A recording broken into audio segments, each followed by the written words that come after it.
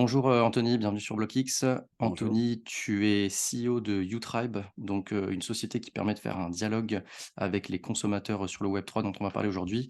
Est-ce que tu pourrais dans un premier temps te présenter ton parcours et ton arrivée dans la blockchain, s'il te plaît? Alors ouais, bon, moi j'ai déjà 56 ans, donc je suis plus très jeune, je suis franco-américain, j'ai fait mes études aux États-Unis, j'ai vécu, 14 ans à Los Angeles, 4 ans au Japon, j'ai découvert le web en 97 quand j'étais à Osaka et je viens du monde de la création et voilà et j'ai, travaillé pour pas mal d'entreprises, sur le marché français, américain, sur des projets web 2, pendant 20 ans. Alors, M6, le groupe Carrère, Arthur Andersen Business Consulting, le CNRS, Business France, voilà, j'ai vraiment, l'orientation de plans marketing digitaux et en début d'année 2000, de cette année, j'ai un ami à moi qui m'a parlé des NFT. Je ne savais pas du tout ce que je savais la blockchain comme tout le monde, ce que c'était les bitcoins, mais je ne savais pas ce qu'était la blockchain et dès que j'ai vu la frénésie, impulsive autour des NFT, je me suis dit: «C'est pas ça qui est important, ce qui est important, c'est le wallet». J'ai vu dans le wallet quelque chose qui m'a percuté, de pouvoir décentraliser, si tu veux, les accès, de l'écosystème avec une simplicité d'usage qui, à l'époque, je pensais allait être simple et je me suis vite rendu compte que c'était pas le cas du tout quand j'ai installé mon premier wallet, voilà. OK, et là tu t'es dit, bah, Bah, quelle est cette vision du coup alors du avec, coup, ouais, en fait, j'ai tourné autour du pot pour faire un wallet marketing, c'est parti avec des coupons, tout ça, je réfléchissais et en fait, à un moment, j'ai eu une révélation, quoi, une vision. Je me suis dit, le web 2, le web 3, heu et je me suis orienté sur, le développement d'un wallet social, en fait, sur la blockchain et vraiment faire en sorte que tout le monde ait un wallet web 3, en fait. Voilà, c'était vraiment, l'idée un petit peu rêveuse de début et puis avec mon associé et mes ingénieurs, on a commencé à écrire sur le papier en début janvier 2022. Et du coup, donc aujourd'hui, donc on développe, une application en mode SaaS, intuitif, facile d'accès, qui grosso modo va permettre aux entreprises de tisser des liens forts avec leurs consommateurs, leurs prospects, leurs leads sur la blockchain. Tout ça en proposant, des programmes de fidélité sous forme d'une expérience de gamification ou pas, sur les réseaux sociaux ou d'autres aspects. Le véhicule, c'est un NFT qui sera, automatiquement proposé auprès des leads dans des wallets automatiquement aussi créés à cet effet et tout ça à partir d'un middle office sans aucune ligne de code. Voilà et c'est important, ouais. ouais et du coup, il y a dans UTribe, tu as la partie, campagne, les airdrops. Donc on a des launchpads à la volée, on crée des launchpads. Une fois que le launchpad est créé, on y insère le NFT. Donc le NFT, il est sur, Polygon.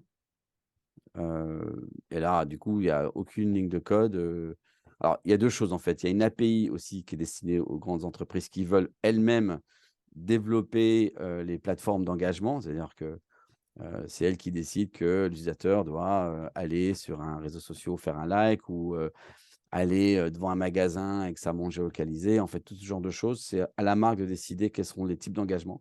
Mais les rewards sont toujours créés sur UTribe, en fait. Donc sur UTribe, tu développes les différents niveaux de rewards en fonction des engagements que la marque a décidé que l'utilisateur devait accomplir et du coup, une fois que les engagements, se dévoilent, sont «bornés» entre guillemets, ben, le reward se reveal et il apparaît dans l'NFT et on peut utiliser les informations que l'entreprise a insérées et tout ça, dans un launchpad, un minage et à la clé un wallet.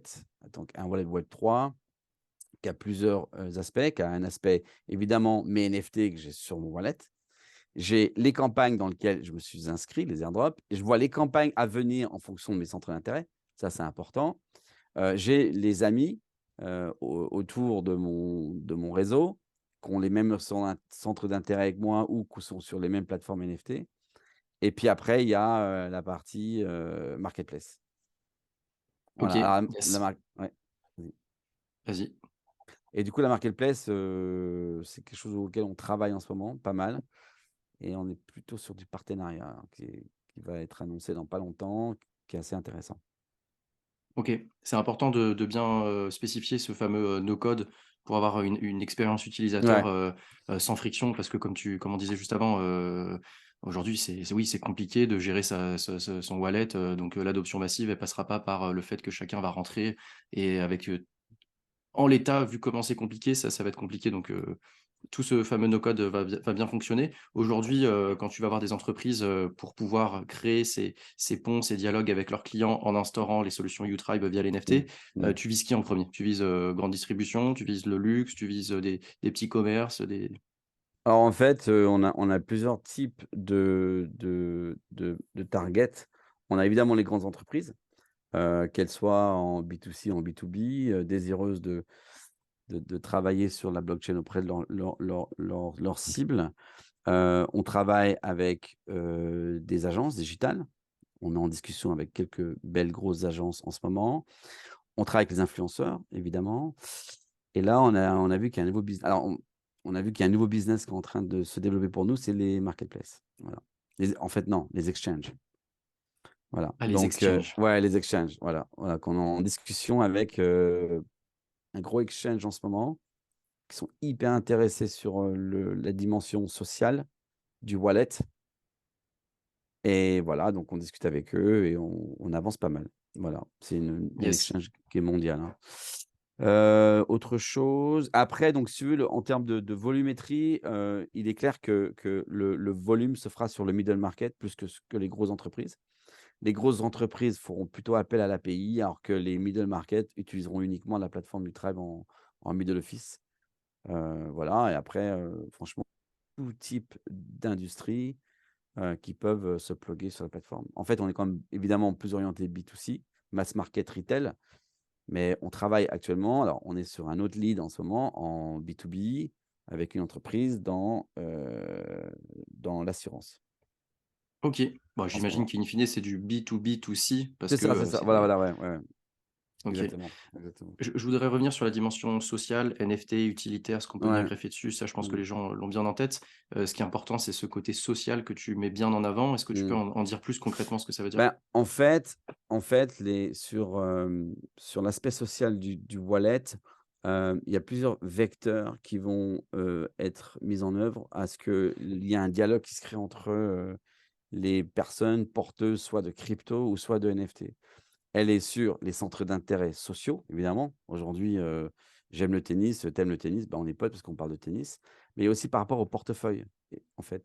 Donc le portefeuille est important, c'est un peu la volatilité et l'engagement spéculatif qu'un autre, membre de la communauté peut avoir et donc ça peut influencer aussi par rapport à ça. Parce que ce qu'on voit aujourd'hui, en fait, hein, on voit beaucoup de spéculateurs, les petits traders, hein, qui ils parlent de crypto dont ils n'ont aucune connaissance de ce qu'il y a derrière, en fait. Ah, il y a Avalanche, c'est top, mais c'est quoi Avalanche? Bah, je sais pas. Donc l'idée, il y a quand même quelque chose d'intéressant à creuser par rapport à ça, d'éducation, à ce que, les projets, hem, soient des projets utilitaires qui se transforment en blue chip et qui ne soient pas du shitcoin comme on voit aujourd'hui. Parce que, bon, on a vu ce qui s'est passé avec FTX, l'éclatement de cette bulle d'NFT. Sans pour autant savoir ce qui s'est passé, pour ces petits porteurs qui achètent, des cryptos parce qu'elles ont monté de voilà, donc l'idée, c'est d'un peu d'éduquer un peu, cette communauté parce qu'on voit que les exchanges aujourd'hui, du bear market va commencer à partir sur des blue chips plutôt utilitaires, sur le NFT, je te parle et en la relation entre les NFT et les cryptos, bah, elle est quand même assez fine. On voit qu'on veut retoquer les NFT en security token sur plusieurs marchés, donc voilà, c'est créer ce dialogue d'éducation, puis évidemment ne pas perdre en tête qu'il y a de l'intérêt et que l'intérêt ne soit pas que sur une dimension sociale, mais sur de la crypto elle-même, sur des porteurs de projets, par rapport à ça. Alors c'est vrai que la plupart des tokens qui sont listés aujourd'hui, c'est soit, de la techno, soit du play to earn, bon, ça reste quand même assez inabordable pour le commun des mortels, tu vois ce que je veux dire? Mais il y a quelque chose à faire par rapport à ça et puis évidemment, la dimension sociale, voilà, les réseaux sociaux classiques sont Facebook, Insta, TikTok et ça va évoluer et ça va évoluer dans Web3. Donc si à un moment on n'intègre pas cette dimension wallet Web3 dans du Web2 au Web3, ben, ça sera trop brut. Donc nous, on adoucit un peu la transition, puis après on va laisser la magie opérer, Évidemment, il y a une communauté qui est complètement open, hein. Les NFT sur Utribe sont ouverts, sur, n'importe quelle wallet, hein, que ça soit alors il y a MetaMask qui peut être intégré, il y a aucun problème. Voilà. Yes. Et alors bon, qu'on en pense ce qu'on veut, mais justement, enfin ces dimensions-là, de Web3 dans les réseaux sociaux actuels, avec, Twitter, Elon Musk, tu te dis pas que, ce gars-là qui quand même, déjà est intelligent, on peut pas Mmh. le nier, souhaite à terme, puis bon, il le laisse, sous-entendre quand même bien, intégrer, tout cet aspect Web3, à Ah Twitter, bah, par exemple. non mais c'est très, très bien, mais c'est excellent, c'est une très bonne nouvelle, mais ça va rester Twitter, le business model, c'est quoi? C'est, d'écrire, 3 lignes de texte. Voilà, c'est ça le business model, c'est j'écris mon fil d'actu. Aujourd'hui.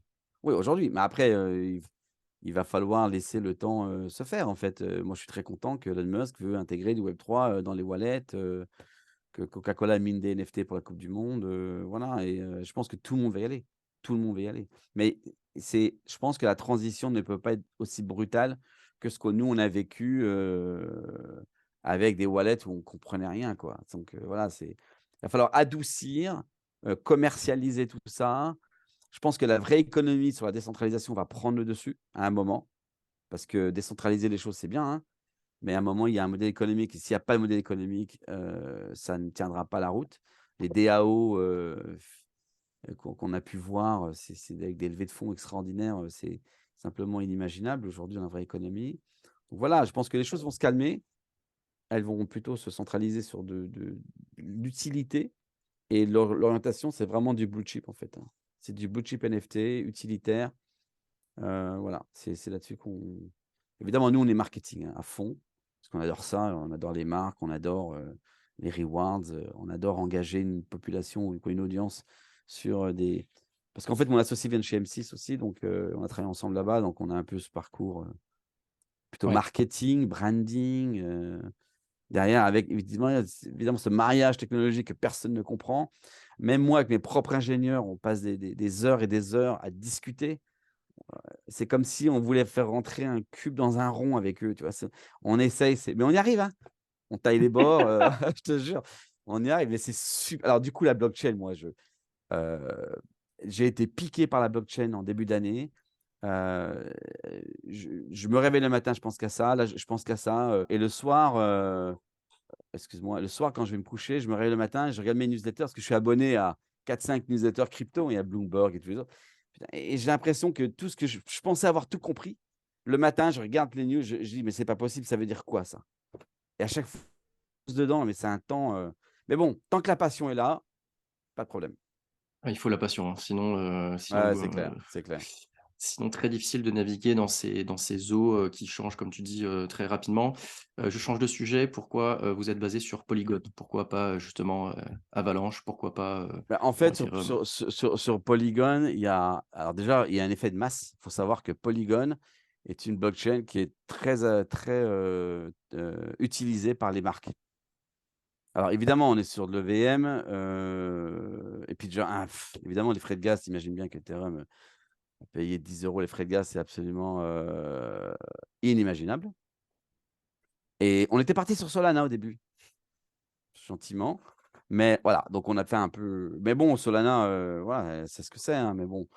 Donc on est parti sur Ethereum en fait, hein, évidemment, sur les NFT et Polygon, par rapport au smart contract, il y a pas mal de développement royalty et d'autres qui sont assez bien faites et pour le développeur, c'est quelque chose de plus simple. Après l'usage de cette crypto, elle est vraiment fluide aujourd'hui donc puis les marques aiment beaucoup ça donc après je suis pas ingénieur, je pense qu'il faudrait que mon CTO il vienne expliquer, concrètement, pourquoi les nodes font ci et font ça. C'est pas mon métier, je suis pas ingénieur. Ce que je sais, c'est que c'est une crypto qui est pas chère, qui est rapide. Le minage se fait très rapidement, qui est utilisé par beaucoup de marques et qui est quand même sur un protocole, Ethereum qui rassure tout le monde, hein. Ouais. Après, de toute Ouais, façon, on ouais. est ah non, mais après on sur l'outil de minage, l'objectif on travaille je ne vais pas te dévoiler, mais on travaille avec en fait, un de nos advisors est advisor pour une autre entreprise aux États-Unis qui s'appelle Arc et ils ont un outil qui est un outil de développement qui permet de faire du multi-chain très, très, très rapidement. Voilà, donc après en termes, on reste sur Polygon comme crypto principale, Mais s'ils veulent faire du Avalanche, eh ben, ils peuvent faire du Avalanche, il y a pas de problème. Ouais, via uTribe, tu mintes sur Tu Polygon mets et puis après, tu te balades où tu veux derrière, exactement, quoi. exactement, exactement. OK. Les enjeux pour uTribe sur 2023, et Alors si tu as une vision peut-être un peu plus long terme, tu m'as parlé de DAO, enfin voilà, alors ouais, si tu peux alors en donc dire plus. on a un roadmap, donc là, on est en train de signer 2 très beaux contrats, un contrat international, un contrat français, complètement à l'opposé. Un, c'est un exchange, l'autre, c'est une boîte dans le crédit d'assurance, heu, dans le qu'est-ce que je raconte? Dans le crédit immobilier, désolé. Hem L'objectif, c'est évidemment la France. Sachant que je suis franco-américain, j'ai des associés aux États-Unis. On a déjà une agence à Santa Monica qui va dérouler, si tu veux, l'aspect commercial de la boîte. Mais l'idée, c'est quoi? C'est faire déjà un soft launch sur le marché français en début d'année. Évidemment, on a pas mal de contacts pour des levées de fonds actuellement, qui va nous permettre de déployer le roadmap. Donc l'idée, c'est en 2023, on développe l'activité commerciale. Dedans, il y aura évidemment, l'extension browser qui est hy parce qu'aujourd'hui on n'a pas d'extension. L'extension est hyper importante pour nous, suivi d'une DAO et un listing sur un exchange du token Neutral. Mais ça, c'est vraiment, c'est pas dans le pipe immédiat, c'est plus tard. Mais dans un premier temps, c'est lancer l'activité commerciale, heu, développer les parties, d'engagement de programmes de fidélité qui sont pas terminées. Parce que ça, c'est un gros, gros chantier. Tout le reste est fait, voilà, et puis, voilà, développer la communauté pour nos marques. Ouais, ouais, ouais. Donc là, c'est le marché français en premier temps, puis après ça sera le marché US directement, en fait. OK, ça marche, très clair et dernière question, c'est plus, toi, ce qui t'anime, ce que tu regardes de près sur, je sais pas, l'évolution des NFT, des DAO, des produits technologiques qui vont arriver ou Bah, des tendances, des ouais, narratifs qui t'excitent? ouais, moi ce qui me fait bien kiffer aujourd'hui sur ce qui se passe, c'est cette transition qu'on est en train de vivre. C'est-à-dire qu'on est je te jure, parce que moi je suis un directeur de création, donc ça me connaît bien et quand je voyais, tous ces NFT avec des créations, très, très pauvres où il y a pas de projet derrière, ça me rendait fou. Donc je suis content de voir qu'il y a un basculement. Je suis content qu'on est en train d'épurer le marché et qu'on part sur des tokens, utilitaires pour faire du blue chip. C'est ça. Ce qui vraiment me fait c'est voir les marques s'engager dans la blockchain et que nous, on fasse partie à notre niveau, hein. On est une brique parmi d'autres pour faire évoluer ce marché. Parce que il va être gigantesque ce marché. Il va y avoir, des solutions pour tout le monde et je vis aujourd'hui le web 3 comme j'ai vécu internet en 95 au tout début. C'est une espèce de petit écosystème, on est un peu en marge de ce qui se passe, mais je te jure, chaque jour pour moi est un succès d'entrepreneur. Chaque fois que je discute avec des partenaires et que les choses se font, c'est vraiment génial. De voir ce mouvement, c'est ça qui me fait kiffer d'un aspect général, en fait, hein. Et notre Ouais, rôle, c'est que les consommateurs, tous les consommateurs aient un wallet Web3 parce que, il y a tu que les marques, à l'avenir, vont rentrer dans le portefeuille des clients et dicter un petit peu ce qu'elles vont faire avec leur monnaie? Parce que demain, Carrefour aura une monnaie, mais une monnaie pas fictive, une vraie monnaie avec laquelle tu pourras acheter de l'essence avec. ouais, Et ça sera aux marques d'être un petit peu, on va dire de mouiller le maillot pour que leur monnaie ne fluctue pas trop en fait. En fait, voilà, c'est ça qui me fait kiffer. Bon, ouais, in fine, voilà. tout le modèle économique va aussi beaucoup changer. Je précise quand même, les marques pourront rentrer dans le portefeuille, sous réserve que, les clients acceptent en fait Alors en d'avoir, RGD ouais, ouais, mais si vous voulez je préfère le non, non, non, en termes d'RGDP aujourd'hui, moi je travaille dans le média depuis très longtemps.